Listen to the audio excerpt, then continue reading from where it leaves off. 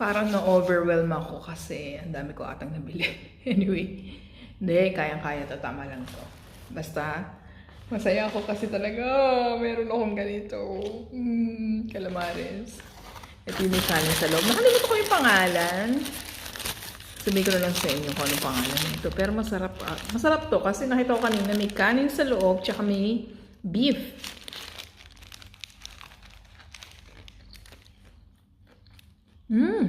Ang harap. Ang harap siya. Ito siya. May beef sa loob. Ayun, merong giniling. Ang harap. Ako, mahilig talaga kumain. Food trip talaga. Walang atrasan. Ito, ano to yan? Dessert to eh. Pero tikman natin. Ricotta cheese. Nakita ko kanina, ginagawa ng babae.